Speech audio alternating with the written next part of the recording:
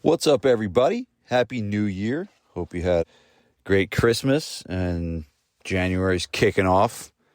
Wanted to get a podcast to you, and if you haven't followed my emails, we've been having a direct line into the SPF Mastermind, and I don't usually do that. Usually, I make people read the book first or buy a course or something like that before they get into the Mastermind, because it's a big commitment, and there's a lot to learn once you get in there. But what I wanted to do to kick off the year is really give people the direct line right into the group, because I've realized that, when you're part of something like a coaching group, which I've been in a mastermind my entire business career, it just helps a ton, right? And, I could scream from the rooftop on this podcast and tell you, well, you got to join the mastermind, you got to join the mastermind.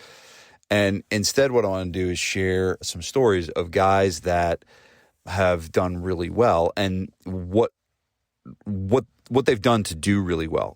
I kind of picked about 6 guys that I've worked with, and I'll share kind of one thing that I think it's multiple, right? But I'll share one thing that I pulled out, wrote in my notebook, one thing that I think this each individual did really well, that I think of one of these 6 things, if you started focusing on one of these 6 things that one of these guys did, it probably would help you a ton. So this is not just me, proud papa talking about some of my guys, but this is about one thing they did that I think was kind of a game changer, if you will, or a breakthrough creator that hopefully you can use and learn from. Now, I'll say this. There are people that have come to me that are clients of mine that were already successful. And I'm not saying that every consultant out there does this, but I think there's a lot of consultants out there that are peddling clients that they've had success with that were already really, really successful when they got to them. And it's kind of like the coach that trains athletes, and all of a sudden the kid was like really, really good athlete, and then he makes all state, and the gym starts saying, oh, we got this all state athlete that we helped. And it's like, no, dude, they came to your gym 3 times, and then they became all state because of the 20 years or the 15 years of work they did before that, not you. And so I wanted to tell you some stories of people that only, I would call it, 1 out of the 6 was doing even close to 7 figures, and they were doing under 7 figures at the time. But the rest of them, some of them, I'm not going to give the exact numbers on each person, but many of the ones I'll talk about today, multiple of them were doing under $10,000 a month when they started with me. And all of the 6 that I'm going to talk about are doing over $1 million a year, and many of them well over $1 million a year, some into the $2 and $3 million a year. So these are big. Every one of these gyms are doing over $1 million, and many of them didn't even come close to starting like that. So I picked this group of people because they started with me from the very beginning, and they're still with me. All 6 of the guys that I'm going to talk about are still clients of mine. And so it's not like it's been like this, oh, they worked with me for 3 months and they were already doing 2 million, and then I got them to do 2.1, and they're like, they're doing 2.1 million. It's just like, no, these guys were in the poorhouse and now they're in the rich house. And the commonality between, all of them is they were clients when they started, and they're still clients today, right? So here's the first one. First one is a guy named Giancarlo Reni. I don't know if I even, after a 7-year relationship, I would hope I get his name right, but I always mess it up, and I kind of do it on purpose to mess with him a little bit. But this guy came in, he was probably, I think, 22 years old when he started with me.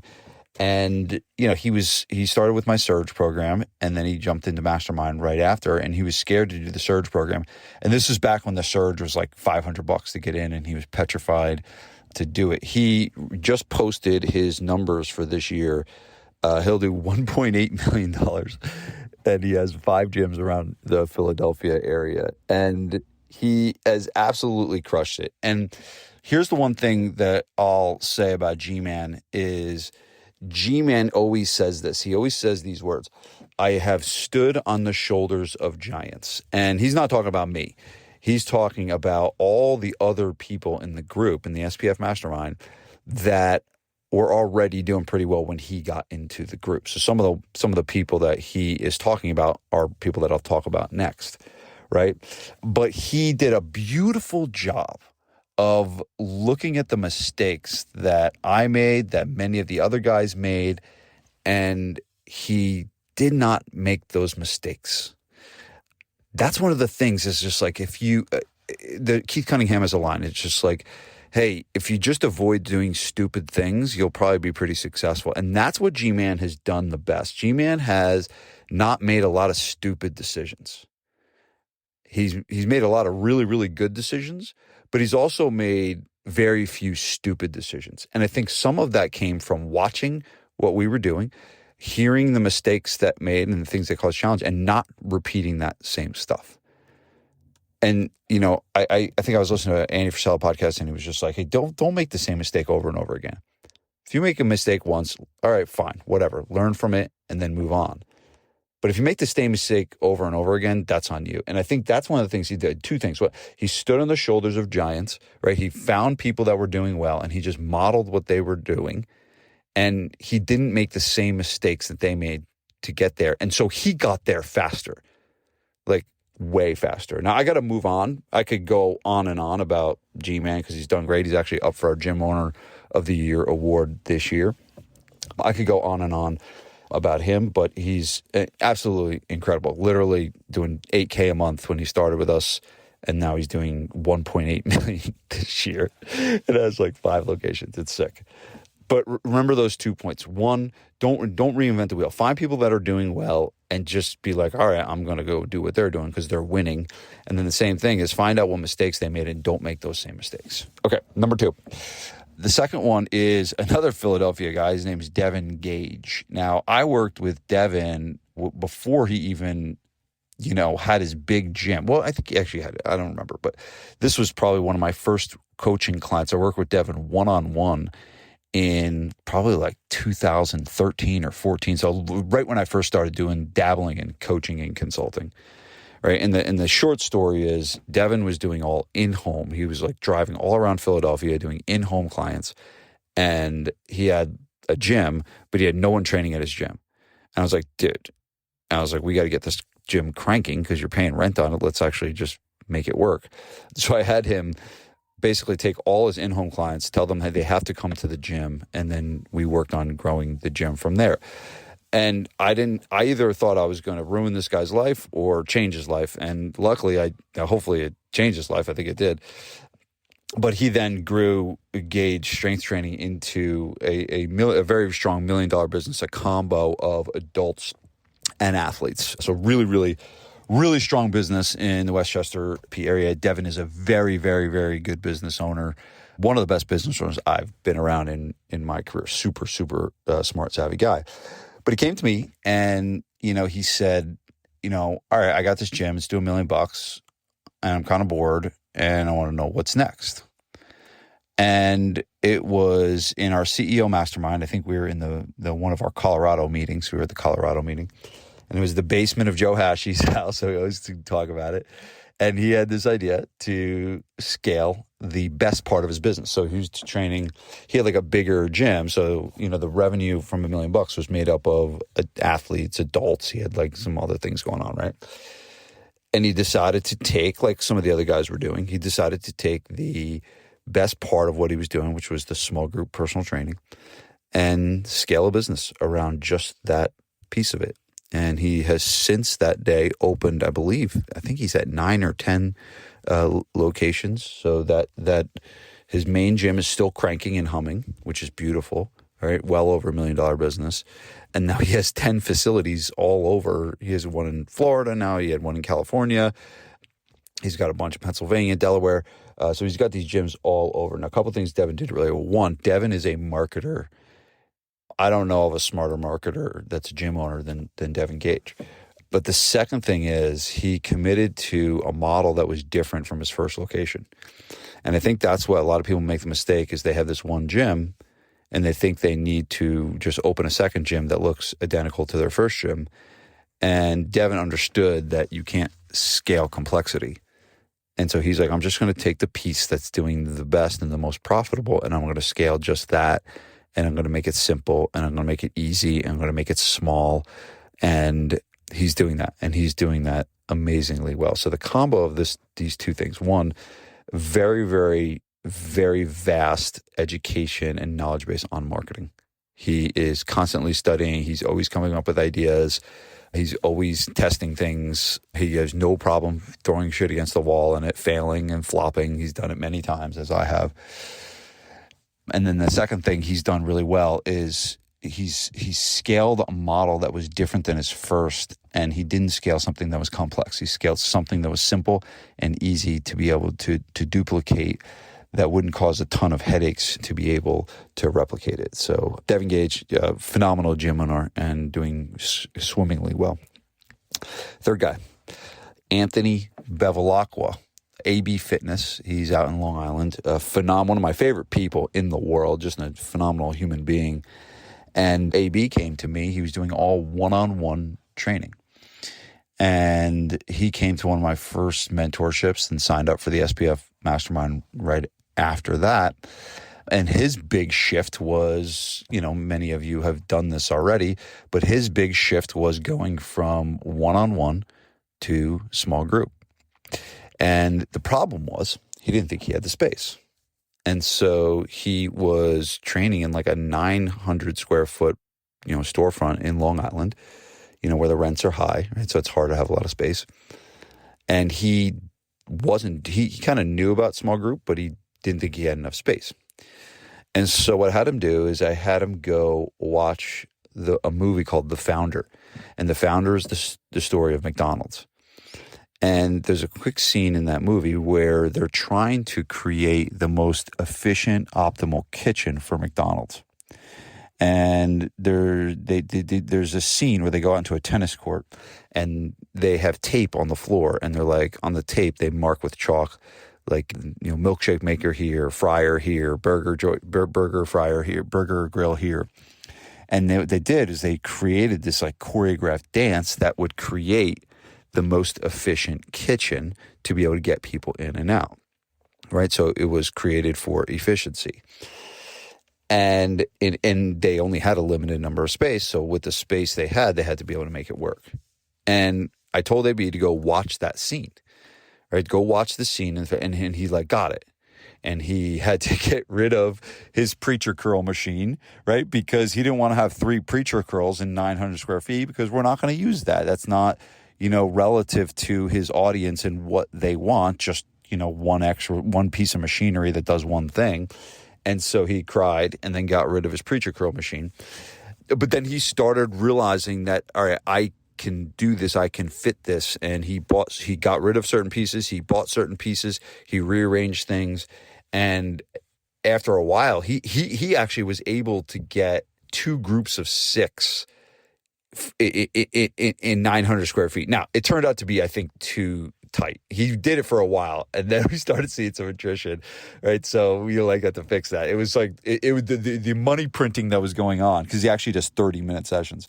The money printing that was going on was just incredible, and he was making so much money, he earned the nickname Cash Room because his gym was making so much money. We were like, we got to put a little room in the back to hold all the cash.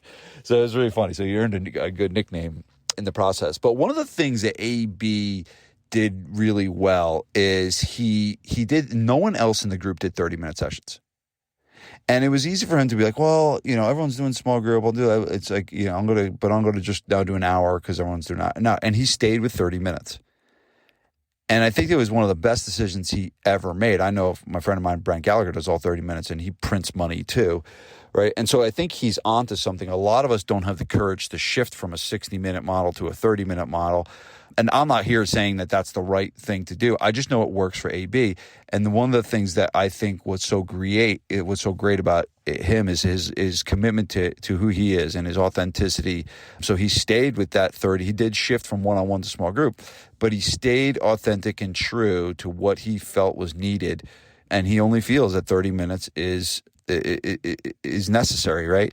And I was actually at his gym not that long ago, and I watched it, and it's like they do a beautiful job. They get them a really, really solid workout in 30 minutes. So stay true to who you are. Just because I do something or Mike Boyle does something or Eric Cressy does something, doesn't mean you have to follow that exact thing.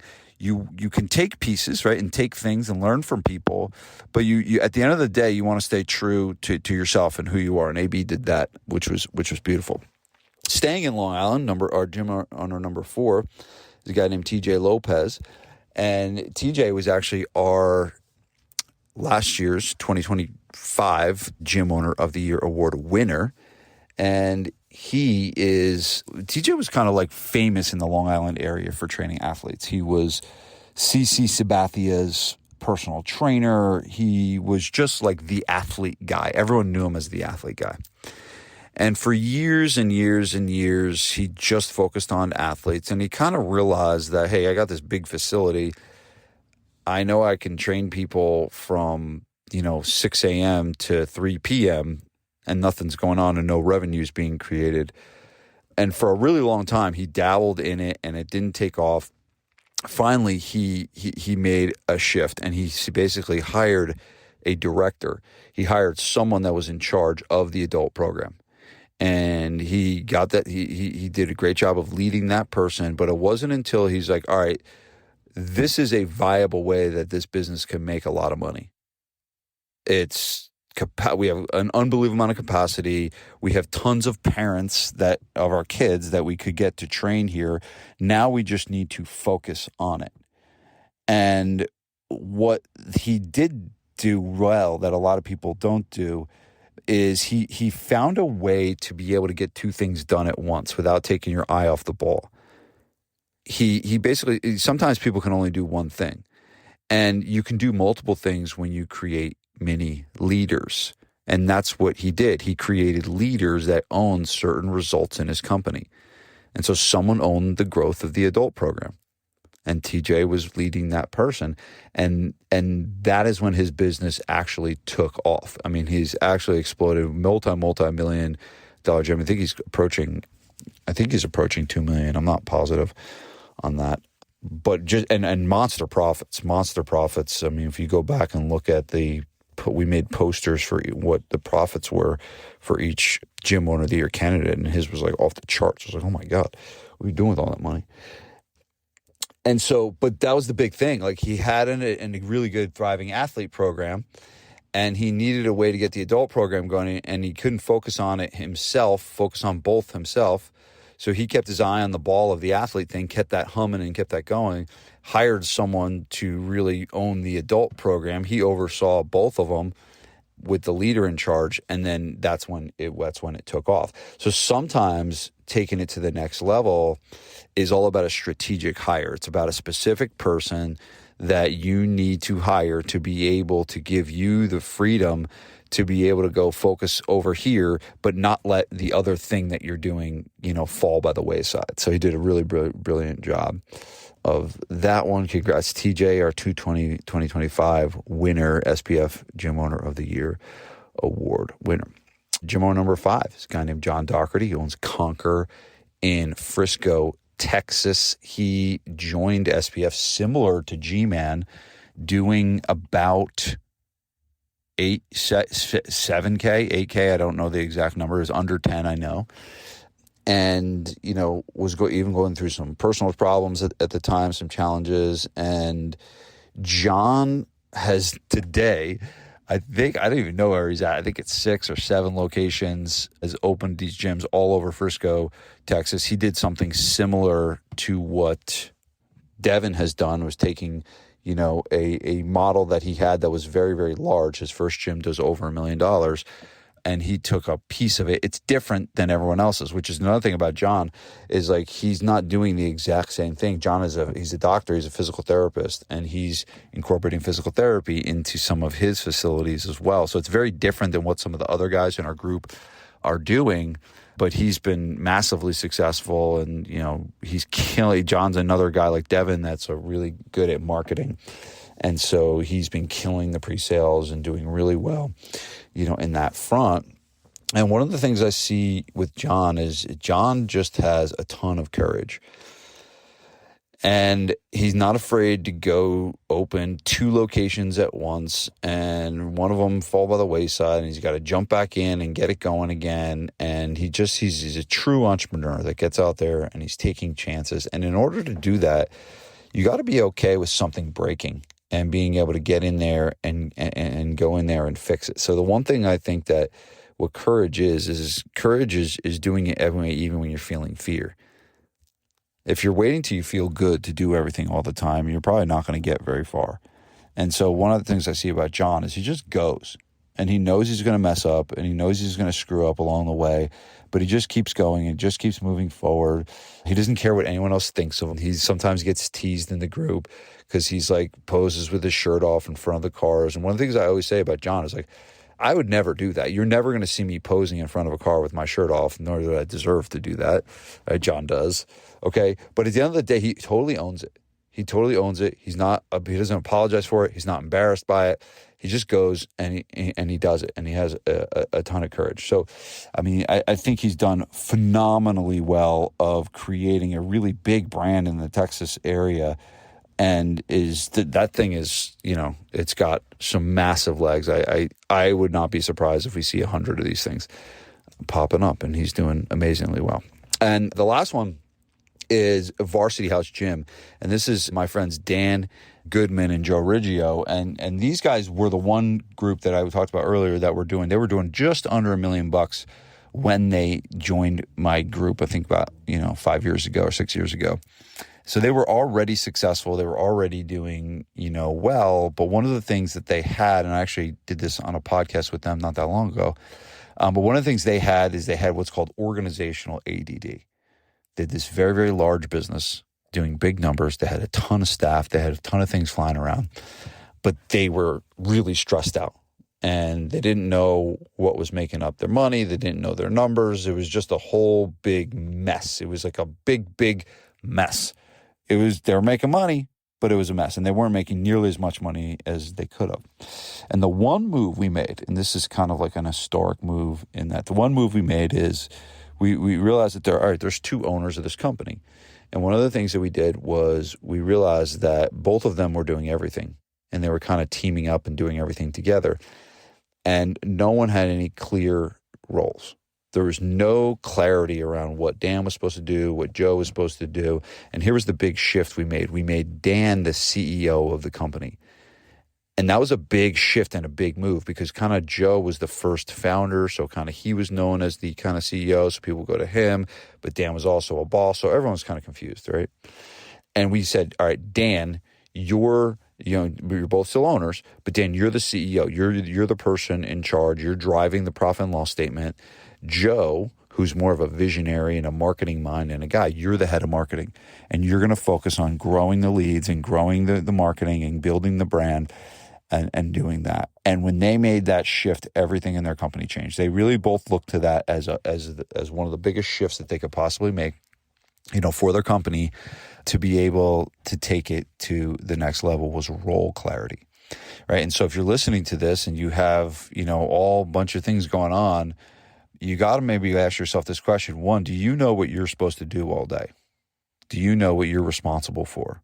Are you spending your time on the most valuable things that you need to be spending time on? And then the second thing is, do you have staff members that are kind of doing everything too? And do you need to sit down and do you need to draw it up on the board? And that's what we always do. We draw it up on the board called an organizational chart. And we basically say, all right, here are the positions in the company. There's a CEO, there's someone in charge, there's a head of marketing, there's a head of sales. And many times that can be the same person. That's fine. But at the end of the day, certain people need to own certain results. And if you don't know that, then when it doesn't get done, no one's taking ownership over that and working hard to fix it. So then it doesn't get fixed. So that's really what a big shift we made with them. And they went on to, now well over $1 million location, but way more profitable than it once was. And then they also have opened up 2 to 3, I think 2 or 3, I think 2 two more micro gyms as well, and they have a bunch of other things going on. They own real estate. They own another consulting company like mine. They're just doing, big stuff all around. But it really, the breakthrough of the company started with a role clarity shift that happened in one of our CEO masterminds of, hey, you go here, you go here. You're responsible for this. You're responsible for that. Divide and conquer, and then go get it. And it was a big shift, right? And so I tell you these stories because I want you to know that some of the stories that you hear about gym owners that are doing really well, a lot of times you don't hear the origin story. You don't hear when they were struggling. You didn't hear when, a guy like Giancarlo, who's doing $8K a month is scared to sign up for a $500 course. You don't hear that stuff. You just see that. And a lot of times people can look at these people and think they're robots, or they're not human, or they're just gifted. But every person that's doing well started in a tough place. And I think it's always helpful to hear what were the big moves that they made. What was the big shift? And I shared each one with you today. One big thing that each one of these people did to totally, take it to the next level. But I will say this, and all of them, I believe, would agree with this and say this. Along the way, they have really leaned on a peer group. They have leaned on myself, Joe Hashi. They've leaned on the other people in the group that I mentioned. And actually, every one of these guys that I mentioned are all in the same group that I'll be meeting with in a couple weeks. This group comes to New Jersey 4 times a year and meets with me and my CEO mastermind. But they also come to our SPF masterminds. They're at the events. They bring their staff members with them. They are fully participators in, what we're doing here, and have been for many, many, many years. And I think that that's one of the things is, what they say, your net worth is related to your network, right? They have leaned on this. Some of these guys, you ask, Varsity House, they're like really good friends with TJ and Devin, and like these guys are all friends and they talk all the time. They go on vacations together. They have found a connection with each other, but it's through that connection that they've really grown.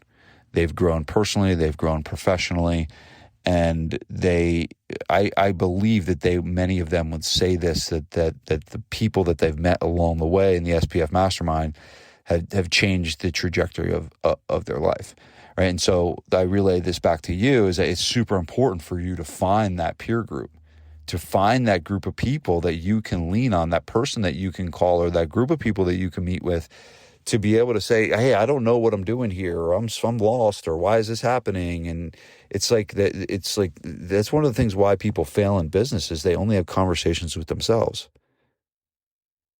They have a conversation inside their head, and they're just bouncing things around in their own head. And a lot of times they make bad decisions because of it.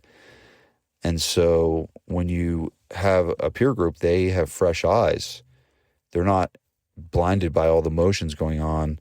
They're just looking at a business and being like, oh, this makes sense. Joe, you go over here. Dan, you go over here.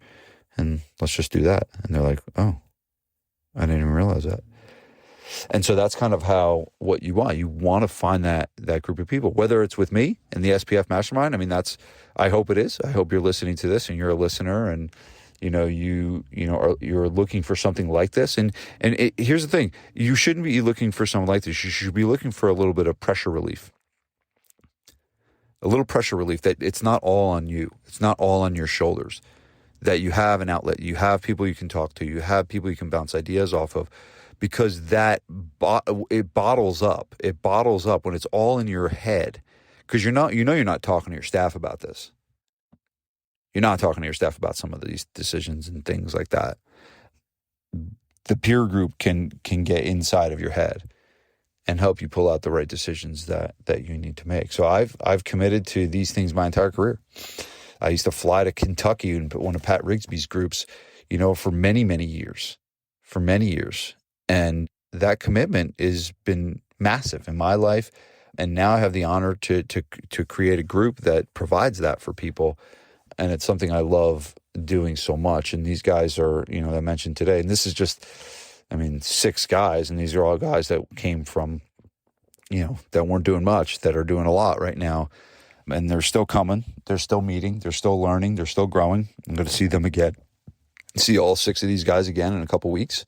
And they'll meet, together, and they'll help each other out. And sometimes they come in and they're killing it. Sometimes they're coming in, they're a little down.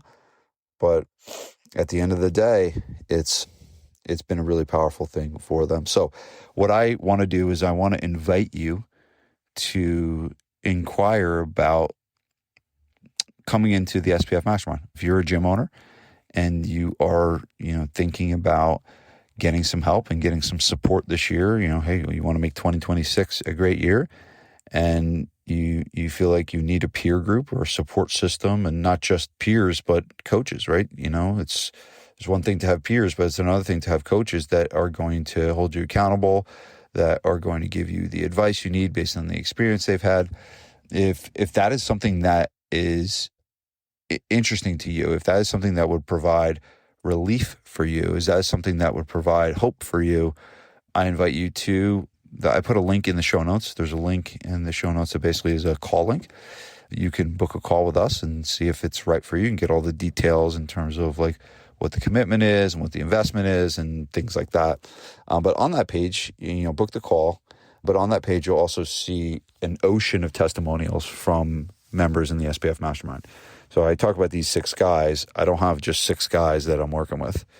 There's, and your hand will get tired from scrolling from all the testimonials. And these aren't just bullshit testimonials. These are real stories. These are screenshotted things that people have texted me, long paragraphs of stuff about how their life has changed from having a peer group like this. So I hope you learned something along the way, but most importantly, I really hope that this provides a path for you. It provides a path towards success. It provides a path towards not doing this all by yourself. It provides a path of hope and relief that you can have the best year of your life this year. And I think one of the biggest things you can do is surround yourself with other successful people that want what you want. So click that link in the show notes, book the call, and we'll chat. It's like, not going to pressure into anything. If it's not right, it's not right. But book the call, and then we'll have a chat, and then we will go from there. And hopefully, I will see you in person at our upcoming meeting on February 27th, 28th, and March 1st. So if you get in now, you can get in time to come to that meeting because they're included in your membership. And I will see you on the next one. Peace. Big news, everyone. My new book is out. It's titled The 8 Profit Levers for Gym Owners. This is the cash surge system that takes struggling gyms that are going from 0 to 25K per month to 25 to 50K per month. So if that is you and you're looking for the 8 things that you need to do to get your business to the next level, definitely get a copy of this book. And even better, I'm going to give you one for free. If you go to 8profitlevers.com, you can get a free copy right there. Peace.